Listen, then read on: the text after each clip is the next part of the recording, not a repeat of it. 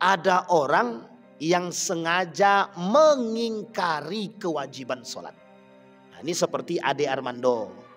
Ade Armando tahu ya Bapak Ibu ya. Ade Armando tidak ada dalil kewajiban sholat 5 waktu dalam Al-Quran.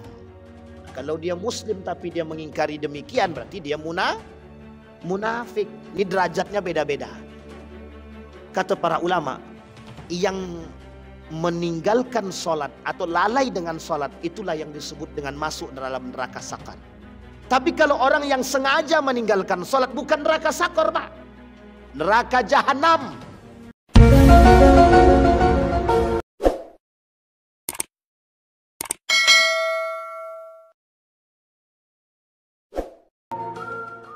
Bismillahirrahmanirrahim. Assalamualaikum warahmatullahi wabarakatuh. Alhamdulillahi rabbil alamin. Alhamdulillahilladzi arsala rasulahu bil huda wa dinil haq liyudhhirahu 'alad dini kullih wa kafa billahi syahida. Ashhadu an la ilaha illallah wahdahu la syarika lah wa ashhadu anna Muhammadan abduhu wa rasuluh la nabiyya ba'd. Allahumma salli wa sallim wa barik ala hadzal nabiyyil karim. Allahumma salli ala Muhammad wa ala ali Muhammad fil alamin innaka Hamidum Majid. Ya ayyuhalladzina amanu taqullaha wa qulu qawlan sadida yuslih lakum a'malakum wa yaghfir lakum dhunubakum wa man yuti'illaha wa rasulahu faqad faza fawzan 'azima. Puji syukur kehadirat Allah dengan mengucapkan alhamdulillah rabbil alamin, bersalawat kepada Nabi dengan mengucapkan Allahumma salli ala Muhammad wa ala ali Muhammad fil alamin innaka Hamidum Majid. Bapak Ibu sekalian yang berbahagia, mudah-mudahan Allah berkahi, Allah sehatkan, Allah kuatkan, Allah limpahkan rezeki, husnul khatimah dan istiqamah dalam kebaikan insyaallah. Untuk orang tua kita yang telah mendahului, Allah tempatkan di tempat terbaik di sisinya, Allah terima amal ibadahnya, Allah kumpulkan bersama orang yang saleh. Dan untuk orang tua kita yang masih hidup, Allah sehatkan, Allah kuatkan, Allah limpahkan rezeki, Allah anugerahkan anak-anak yang saleh dan salihah.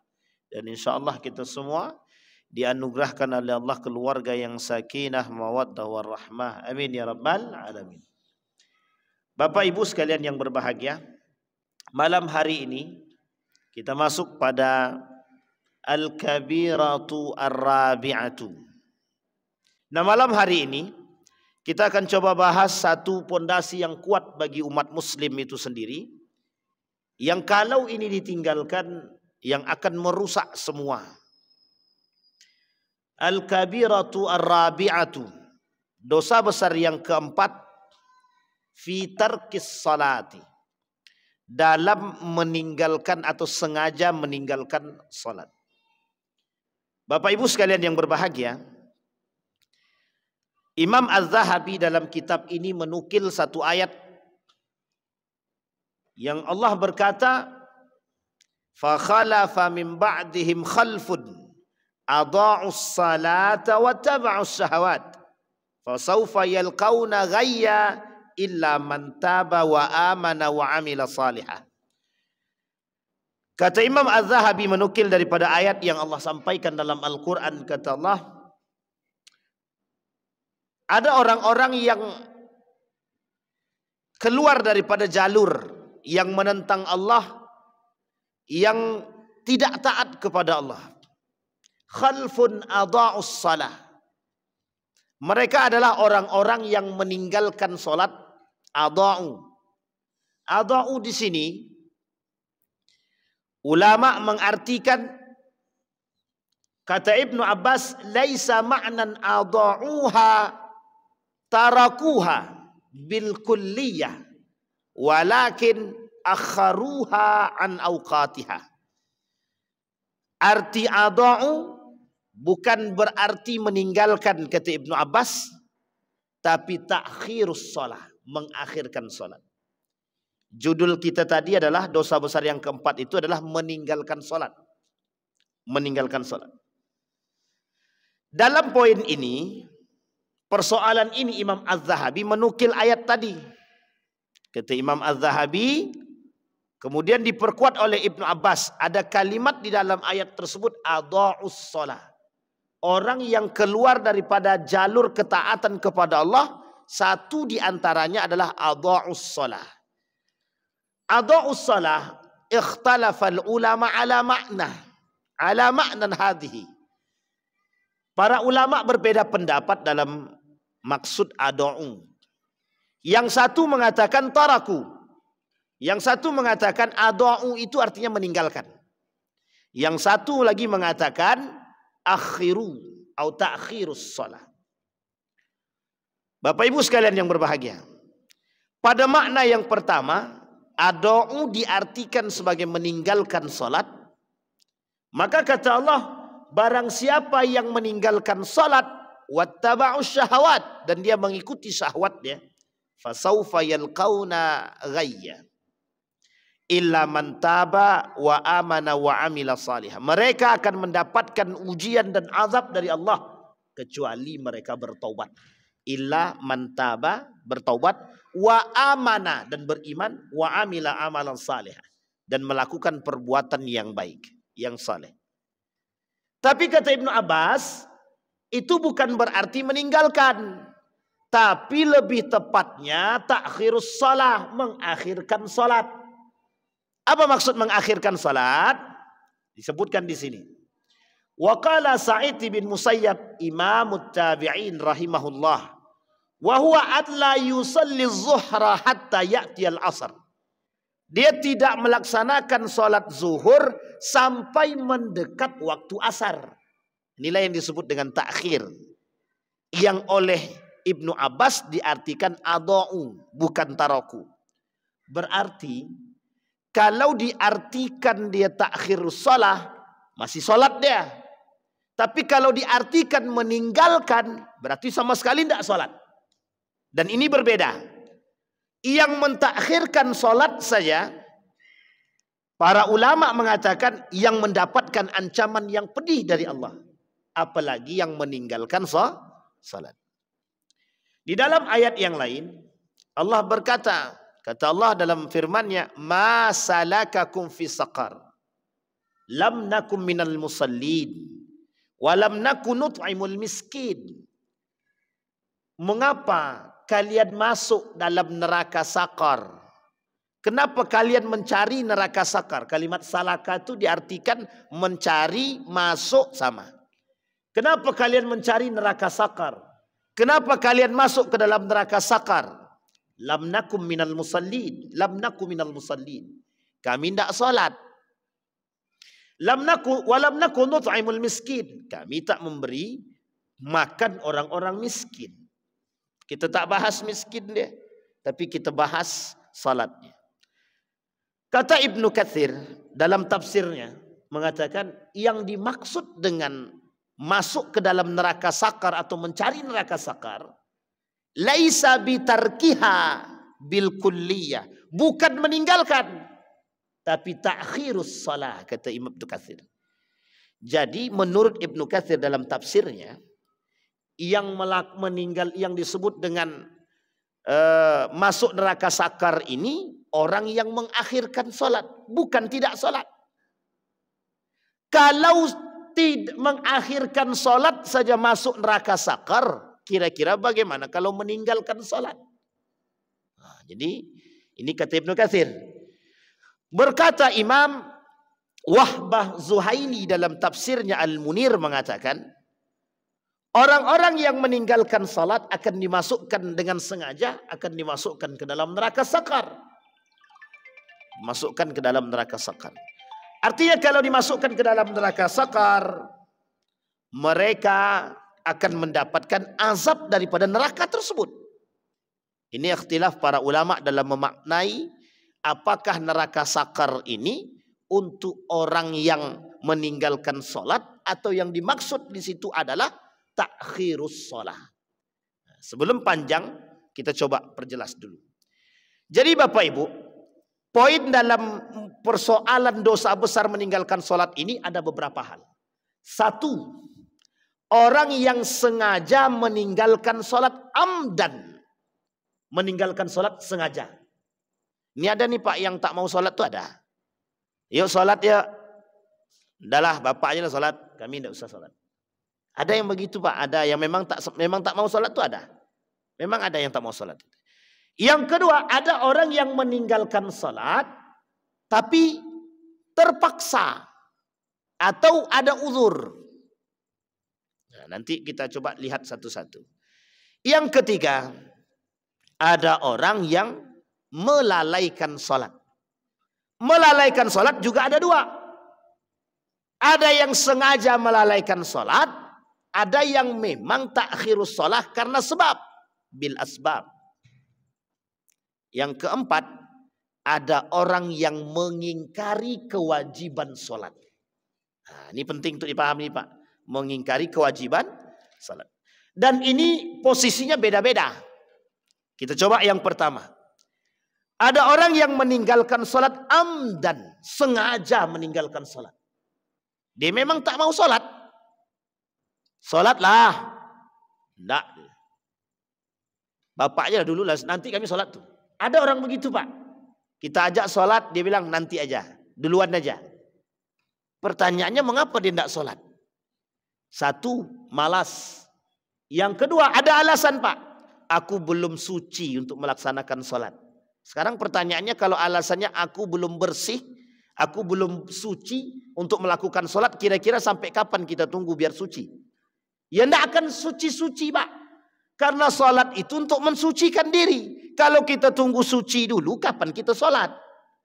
Nah, ini poin penting nih untuk kita pahami. Jadi ada orang sengaja meninggalkan salat. Nah sekarang Bapak Ibu sekalian yang berbahagia. Apa kata Allah dalam Al-Quran? Ya ayyuhalladzina amanu la tulhikum amwalukum wala auladukum an dzikrillah. Wa may yaf'al dzalika faulaika humul khasirun. Kata Allah. Kalimat an dzikrillah. Jangan kalian lalai akan mengingat Allah. Lalai akan mengingat Allah. Kalimat ini bisa menyebabkan seseorang hancur, larut dalam kehancuran. Ya ayyuhalladzina amanu, hai orang-orang beriman, la tulhikum. Jangan sampai perbuatan kalian yang tidak mengingat Allah justru menghancurkan kalian, harta kalian, anak-anak kalian. Ulama al-mufassirun, para al-mufassirun berkata, al-murad bi dzikrillah hadhil ayah as-salawat al-khamsah. Kata para ulama, ahli mufassirin, orang-orang mufassir mengatakan yang disebut dengan la tulhikum wala auladukum an dzikrillah. Jangan sampai kalian dihancurkan gara-gara tidak mengingat Allah. Tidak mengingat Allah di sini kata para mufassirun dalam ayat ini itu disebutkan dengan salat 5 waktu. Artinya bagaimana Ustaz? Artinya jangan sampai kalian lalai dengan sholat. Jangan sampai kalian meninggalkan sholat. Jika meninggalkan sholat atau lalai dengan sholat, Allah hancurkan kalian. Allah hancurkan keluarga kalian. Allah hancurkan anak-anak kalian. Allah akan hancurkan harta kalian. Ini kalimat teksnya begitu. Jangan sampai karena kita meninggalkan sholat, Allah hancurkan rumah tangga, Allah hancurkan harta, Allah hancurkan keluarga kita, Allah hancurkan anak-anak dan generasi kita. Nah, nanti kita jelasin Pak. Kata para ulama, zikrillah di situ artinya meninggalkan sholat. Zikir kepada Allah di situ diartikan as-salawatul khamsah. Artinya sholat 5 waktu. Artinya Bapak Ibu sekalian yang berbahagia, kata Allah, wa may yaf'al dzalika faulaika humul khasirun. Yang melakukan perbuatan tersebut itulah orang-orang yang merugi. Pertanyaannya siapa yang merugi dan merugi seperti apa? Satu, Allah tak mau melihat mereka. Yang kedua, bagi mereka azab yang sangat pedih. Yang ketiga, Allah janjikan bagi mereka neraka. Yang keempat, Allah cabut keberkahan dalam rumah tangga mereka. Jadi ancaman bagi orang yang meninggalkan sholat dengan sengaja itu semuanya Allah cabut. Tapi Ustaz, ada orang tidak sholat tapi rumah tangganya baik-baik aja. Belum. Belum apa? Belum hancur. Ntar hancur sendiri Pak, tak perlu. Allah tidak akan mungkin dusta dengan perkataannya. Ada orang tidak sholat, tidak puasa dia, tapi rumah tangganya baik, itu tinggal tunggu tanggal main. Kapan tanggal main? Allah akan hancurkan pada saatnya. Jadi kalau bahasa lainnya istidraj. Istidraj. Apa itu istidraj? Dikasih dulu, disayang sama tani, ambil. Butuh dunia, ambil. Tidak sholat, tidak apa-apa, tapi rezeki melimpah, tidak apa-apa, ambil. Ini sama dengan halnya ada orang berangkat umroh. Setelah berangkat umroh pulang dari situ terbuka. Yang tadinya pakai menutup aurat, setelah umroh dia buka auratnya. Makin banyak datang daripada orderan dia. Loh, kok bisa? Dia bermaksiat tapi kok orderan makin banyak. Kata Allah, akhadnahum baghtatan. Kelak akan kami angkat dari mereka sedikit demi sedikit dan akan kami hancurkan mereka sekalian. Nah, jadi bahasa lainnya istidraj. Nah, ini penting untuk dipahami. Jadi jangan dikira salat itu tidak penting. Salat ini Pak, tonggak segalanya. Satu ketika ada perdebatan para ulama. Kata para ulama menunjuk daripada hadis Nabi. Man taraka shalah faqad kafara, yang meninggalkan salat dengan sengaja kafir. Al-ahdu bainana wa bainahu as-salah. Perbedaan kita dengan orang kafir itu satu saja, salat. Jadi kalau ada yang tak salat, boleh kami panggil kafir Pak Ustaz. Nah, itu pula masalahnya. Dipanggil kafir tidak, tapi nilainya sama dengan orang kafir. Dia tak keluar daripada Islam. Memang tidak murtad. Tidak keluar daripada Islam. Tapi apapun yang dia buat sama sekali tak bernilai di sisi Allah. Sama sekali tak bernilai. Justru. Kalau dia tak sholat, dia tidak ada bedanya dengan orang kafir. Hanya saja pembedanya orang kafir tidak mengucapkan syahadat. Dia mengucapkan syahadat. Itu saja. Tapi semua perbuatan yang dia buat sama halnya dengan kekafiran orang kafir. Tak ada manfaat di sisi Allah sama sekali. Nah, ini poin penting Pak. Tapi kata Syekh Mutawalli Sya'rawi, kalau dia puasa, tapi dia tak sholat, maka dia keluar daripada kewajiban sholat sahaja. Sementara puasa dia masih dapat. Jadi kata Syekh Mutawalli Sya'rawi, dua hal ini berbeda, dipisah. Tapi kata para ulama yang lain termasuk Imam Az-Zahabi mengatakan tidak begitu. Kalau mereka tidak sholat, apapun ibadah yang mereka buat tidak Allah terima. Sedekahnya tak Allah terima, puasanya tak Allah terima, berbuat baik dia sama manusia secara hubungan sosial masyarakat tidak Allah terima pahalanya.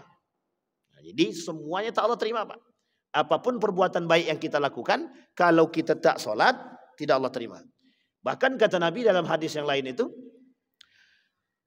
ada 5 hal yang yubtilna al-asyam, yuftirna asyam. Ada 5 perkara yang bisa menghapus pahala puasa. Satu diantaranya adalah sholat, tarkus sholat, meninggalkan sholat. Nah, ini kalau yang sengaja meninggalkan sholat. Sekarang Pak Ustaz, ada orang yang tidak sengaja meninggalkan sholat. Contohnya rufi al-qalam. Orang-orang yang memang mereka dalam tidurnya kebablasan, alarm sudah dihidupkan, dipanggil sudah, diteriakin sudah, disiram sudah, tak juga bangun-bangun. Nah, berarti Bapak Ibu perlu tengok, mati atau tidak orang tuh. Nah, takutnya tak bangun-bangun mati dia, disiram air sudah, alarm besar, tak juga hidup. Itu perlu son horek di telinganya itu. Nah, taruh son horek di telinganya itu mungkin kebangun dia itu. Sampai sini paham ya Bapak Ibu ya. Ada orang yang tidur kebablasan, alarm sudah dihidupkan. Tiba-tiba tetap terbangun. Terbangunnya jam 8 atau jam 9 pagi. Dan dia belum sholat subuh. Padahal alarm sudah dibangunkan sudah, tapi tetap tidak terbangun. Maka yang seperti ini Pak disebut dengan rufi al-qalam. Dia posisinya adalah sampai dia terbangun. Maka kata para ulama, kalau dia bangun jam berapapun dia bangun, langsung sholat. Jam berapapun. Pertanyaannya adalah, orang yang terbangun sholat subuhnya jam 8 karena baru bangun atau baru terbangun. Alarm sudah, dibangunkan sudah tapi tak bangun, tapi baru terbangun di jam 8. Baru langsung sholat dia. Kira-kira salah apa tidak? Salah apa tidak Bapak Ibu? Ini tak ada suara nih. Salah apa betul? Salah tapi tak berdosa. Salah tapi tak berdosa. Maksudnya bagaimana? Perbuatan bangun jam 8 sholat subuh itu mesti salah. Tapi kalau dia tak sengaja terbangun jam 8, alarm sudah hidup, ya dia tak dapat dosa. Itulah yang disebut dengan ma'fu anhu. Dimaklumi, bukan dimaklumi, diampuni oleh Allah. Wa in taba, kalau dia bertobat kepada Allah mengakui kesalahannya, maka Allah ampuni dosa dia. Sampai di sini paham Pak ya? Padahal tak berdosa. Sama halnya dengan orang gila. Orang gila sholat ataupun tak sholat, ya orang gila. Bagaimana dia mau sholat sementara akalnya tak sehat? Salah satu syaratnya untuk sholat adalah akal sehat. Kalau tak sehat bagaimana mau sholat? Dan bagaimana bisa diterima sholatnya? Hatta yaqilu, sampai dia berakal. Orang gila sampai dia sadar daripada kegilaannya. Sabi hatta yablug, anak kecil sampai dia balik. Nah, ini sama Pak. Jadi anak kecil itu kalau sholat yang belum balik dia, maka dia tak ada pahala dia Pak. Cuma ada pendidikan besar bagi diri dia. Nah, nanti disampaikan Nabi itu.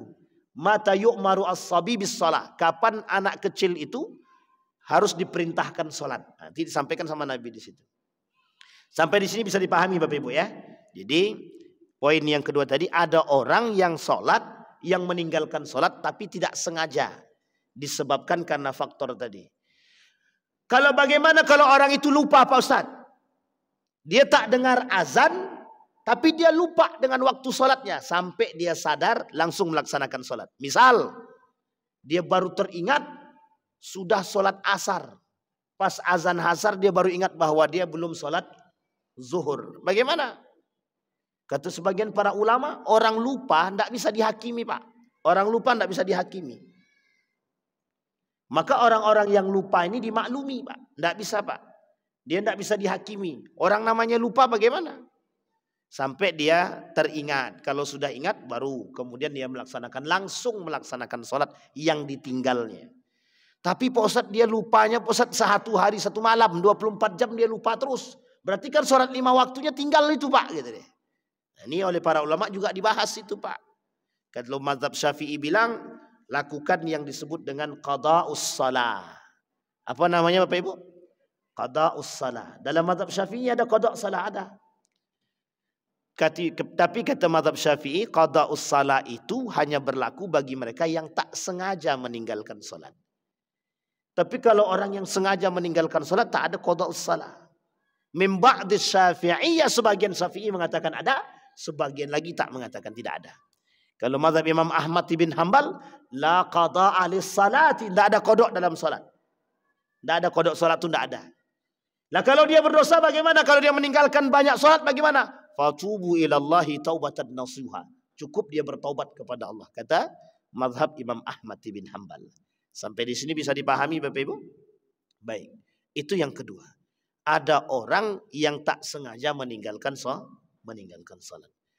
Atau meninggalkan salat karena ada uzur. Apa uzurnya?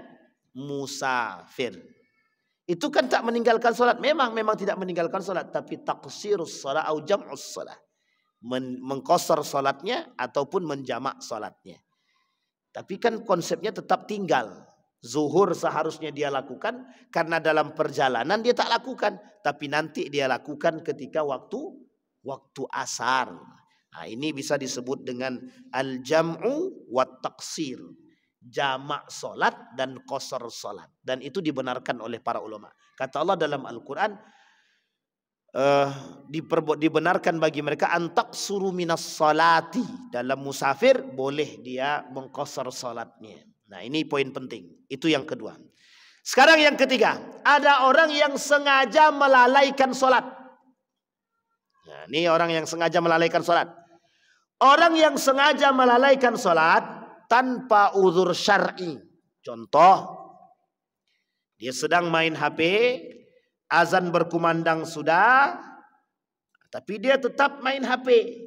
Kalau kata orang tuanya, nak sholat nak, kata dia, ntar mak waktunya belum habis, masih panjang. Nah, apalagi sholat isya kan panjang tuh sampai menjelang subuh. Main lagi, main terus. Diingatin lagi jam 10 malam sama mamanya, mak nak sholat lagi nak, sholat. Udah mau jam 10. Kata anaknya, masih jam 10 mak. Masih panjang waktu isya itu. Aku biasanya menakhirkan sholat isya mak. Nah, setelah ditakhirkan sholat ternyata ketiduran. Bangun-bangun baru subuh. Kira-kira itu masuk dalam kategori rufi al-qalam atau kategori yang dimaklumkan, atau memang berdosa dia, atau memang lalai dia dengan sholat. Itu masuk dalam kategori lalai dalam sholat. Nah, yang kayak gini ini yang dimaksud oleh para ulama. Orang-orang penghuni neraka sakar itu yang mendapat ancaman tadi dari ayat yang pertama, adha'us shalat tadi, kata para ulama, kata Ibnu Abbas, yang seperti ini, yang suka mengakhirkan sholat. Kata Nabi dalam hadisnya begini, sholatnya orang munafik itu fi akhiril wakti. Jadi sholatnya orang munafik itu di akhir waktu. Tapi bukan berarti Pak, nanti kalau Bapak Ibu nampak ada orang sholat di akhir waktu, ini munafik nih. Nanti, kau baru sholat, sementara sholat zuhur sudah 2 jam yang lalu, kok baru sholat? Iya, aku lupa, munafik kau nih. Itu tak boleh tuh Pak. Tak boleh menyebutkan munafiknya, tak boleh. Tapi karakteristiknya begitu kata Nabi. Orang yang suka mengakhirkan sholat di akhir waktu itu perbuatan sholatnya orang munafik. Kenapa demikian? Wa idza qamu ilas sholati qamu kusala. Dia malas dalam sholat. Jadi salah satu karakter orang munafik itu malas dalam ibadah, malas dalam sholat. Nah, kalau ada orang malas-malasan berarti dia munafik Pak Ustadz. Indikasi kemunafikannya ada dalam diri dia. Berarti kita semua ini termasuk golongan kemunafikan Pak. Kalau kita lalai dengan sholat, kalau kita memang ada indikasi malas dalam sholat, bisa jadi kita bagian daripada pelaku kemunafikan itu. Nanti kita lihat dampak orang meninggalkan sholat tersebut. Baik, bisa dipahami Bapak Ibu ya. Nah, ini orang-orang yang melalaikan sholat. Melalaikan sholat itu, misal Bapak Ibu kalau ke pesantren nanti akan Bapak Ibu temukan. Azan itu jam 12.30. Tapi di pondok itu baru azan jam 1. Kira-kira berapa lama dia mengulur waktunya? 30 menit. Kira-kira masuk dalam kategori takhirus shalah atau lalai sholat atau mengakhirkan sholat. Ini tak bisa dimasukkan dalam kategori tersebut. Ada yang disebut oleh para ulama as-salatu fil mi'at was-salatu fil mu'ayyad. Ada salat di waktu yang tepat, ada salat di tepat waktu. Nih, orang yang salat tepat waktu itu seperti yang tadi kita lakukan. Allahu Akbar, azan maghrib. Nah, kita salat maghrib nih. Ini namanya salat tepat waktu. Tapi ada salat di waktu yang tepat. Apa itu? Salat zuhur di waktu zuhur. Kalau salat zuhur di waktu asar, waktunya tepat enggak tuh? Enggak. Kata para ulama, yang dilakukan oleh pesantren tadi, itu tak masuk dalam kategori lalai salat, karena tidak masuk juga dalam kategori ta'khirus shalah. Nah, ini kita ambil satu sejarah Bapak Ibu. Dulu di Jawa itu, salat asar itu jam 3. Azan asar itu jam 3. Mereka baru kumandangkan asar itu setelah orang pulang dari sawah. Jam 4. Kira-kira masuk dalam kategori lalai sholat atau tidak? Nah, ini poin penting. Sehingga ini Bapak Ibu tidak bisa dijadikan satu alasan yang kuat untuk mengatakan apakah ini yang disebut dengan ta'khirus sholat atau bukan. Para ulama mengatakan yang disebutkan dengan ta'khirus salat itu begini. Yang disebut dengan lalai dengan salat itu adalah azan berkumandang, dia melakukan perbuatan yang tidak bermanfaat. Nah, contohnya main HP. Contoh yang lain, ya guling-guling, baring-baring. Tak ada manfaatnya memang. Dan ini sengaja untuk mengatakan entar dululah waktunya masih panjang. Itu sama dengan sengaja melalaikan sholat. Yang kedua kata para ulama, yang tadi. Yang sholat di akhir waktu. Sholat zuhur, selesai sholat zuhur itu jam 15.30. Karena mau masuk waktu asar. Dia baru sholat jam 15.20 atau jam 15.15. Itu jelas munafiknya. Kalau dengan sengaja melalaikannya. Tapi Pak Ustadz, saya mengantar mayat Pak Ustadz. Kami di perjalanan Pak Ustadz, belum sempat kami berhenti mengantar mayat itu. Misal habis zuhur Bapak Ibu, pas azan kumandang nampak ada orang yang kecelakaan. Tiba-tiba Bapak Ibu urus nih jenazahnya nih. Bapak Ibu urus jenazahnya. Sampai ke rumah sakit, tahu-taunya sudah masuk jam 15.25. 5 menit lagi mau masuk asar. Ini tak disebutkan dalam kategori takhirus sholat atau lalai sholat. Tidak disebutkan Pak. Kenapa? Ada udzur syar'i dalam urusan tersebut. Ini pernah dilakukan oleh salah seorang ulama namanya Imam Abu Hanifah. Pernah dilakukan oleh Imam Abu Hanifah. Jadi ketika dia sedang azan berkumandang, dia berwudu siap-siap mau laksanakan sholat zuhur. Tiba-tiba terdengar di kampung sebelah ada yang meninggal dan tidak ada yang bisa memandikan. Pergilah Imam Abu Hanifah tadi, dimandikannya jenazah tersebut. Selesai prosesi semua, tiba-tiba azan asar berkumandang. Apa kata Imam Abu Hanifah? Idzan ajma. Jadi saya jamak aja lah. Tapi itu imam, itu ulama. Kita bukan ulama, jangan coba-coba. Dan itu hanya berlaku pada mereka yang, mohon maaf, takhsisu bil ilmi. Ada pengkhususan karena kealiman dan keilmuan mereka. Dan ada udzur syar'inya. Bukan tidak ada udzur. Kalau tidak ada udzur cuma main HP, cuma memasak, dan lain sebagainya. Bapak Ibu sedang masak kompor hidup. Kompor hidup. Kan bisa dimatikan.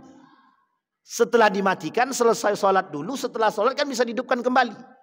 Ustadz, ini kompornya tidak bisa dimatikan. Kalau sudah dihidupkan tidak bisa dimatikan lagi Ustadz. Bagaimana itu? Kalau ada kompor begitu ganti kompor lain. Itu kompor-kompor yang aneh seperti itu. Kalau sudah dihidupkan tak bisa dimatikan sampai masak dulu. Sampai di sini bisa dipahami ya Bapak Ibu ya. Jadi kecuali ada urgensinya.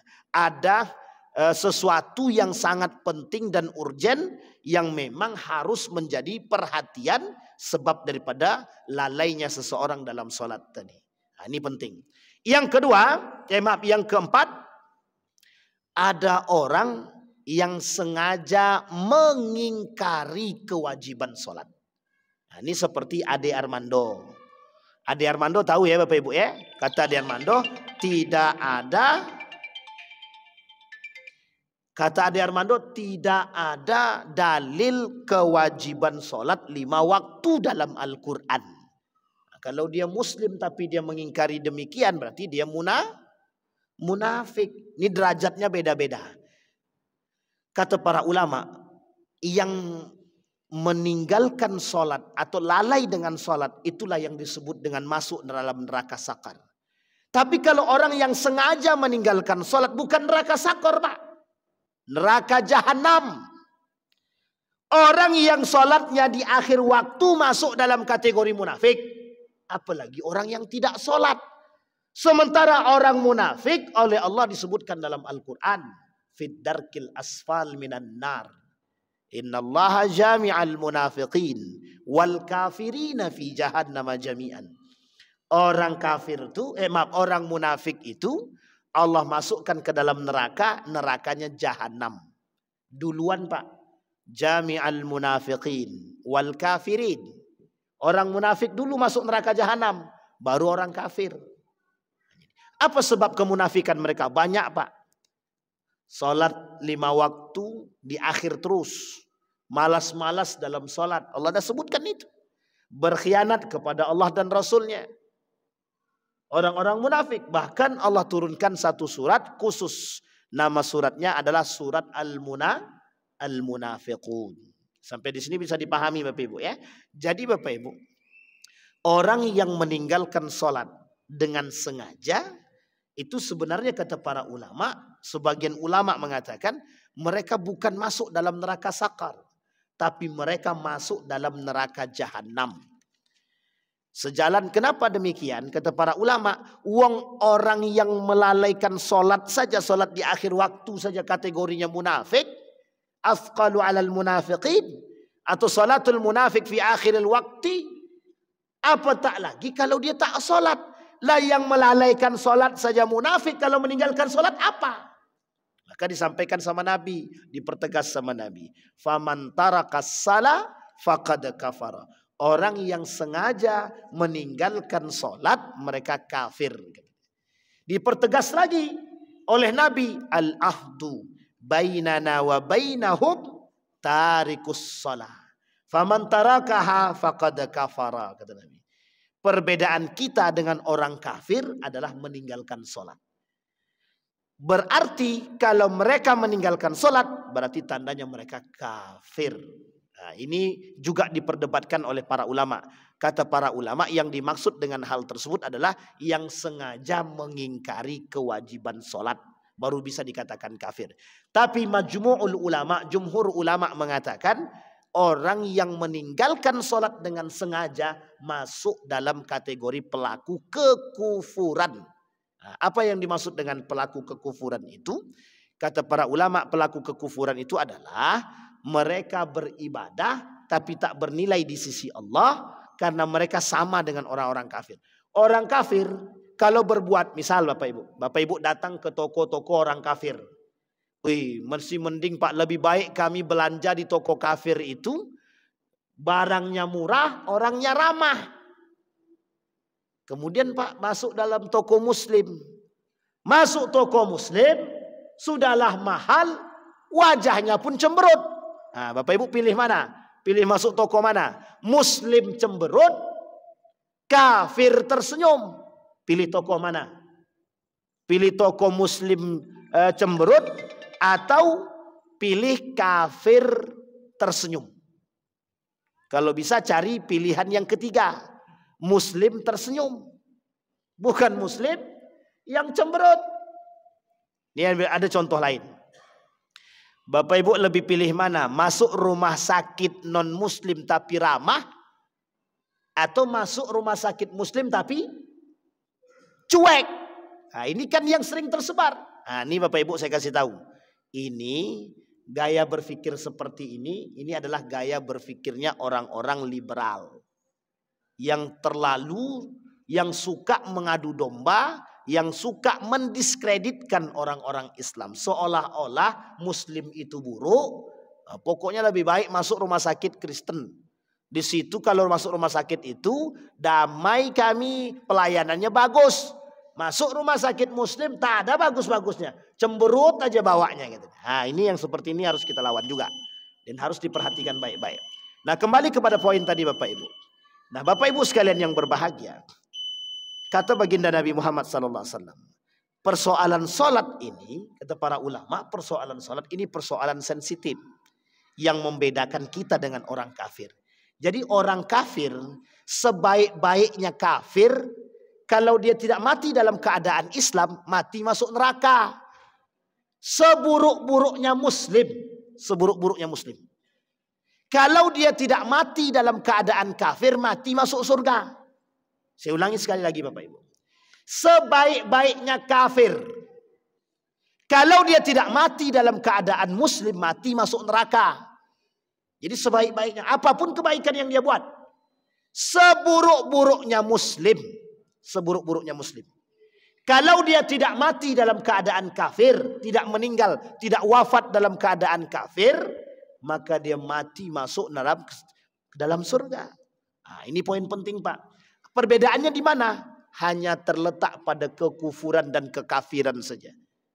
Umat muslim bersyahadat gerbang yang mengucapkan la ilaha illallah. Sementara kafir tak, mereka tidak mengakui. Nah, orang yang tidak sholat itu sama dengan orang kafir tadi. Apapun yang dia buat tak ada nilai sama sekali. Nah, maka Bapak Ibu, maksud kafaro di situ kata Nabi adalah kufur. Apa kufur itu? Apapun yang dia lakukan sama sekali tak bernilai di sisi Allah, tak bernilai di sisi Allah. Tapi berarti kami Ustaz, itu ada tetangga kami Ustaz, rajin dia sedekah Ustaz, tapi dia tak pernah sholat Pak Ustaz. Nah, jadi sholat yang dia tinggalkan itu menghapus ibadah sedekah dia. Secara kemanusiaan dia dapat, tapi secara hukum Allah dia tak dapat sama sekali. Sampai di sini bisa dipahami Bapak Ibu ya. Baik, insyaallah kita lanjutkan di pertemuan yang akan datang. Ada hal-hal yang lain daripada khamsu karamatin wa khamas ta'asar. Ada 5 kelebihan orang yang sholat 5 waktu, rajin sholat. Dan ada juga orang-orang 15 ancaman Allah bagi mereka yang sengaja meninggalkan sholat atau lalai daripada sholatnya. InsyaAllah kita bahas di pertemuan yang akan datang. Mudah-mudahan ada manfaat bagi kita semua. Mudah-mudahan bisa menambah keimanan kita dan tetap istiqamah dalam menjaga salat kita.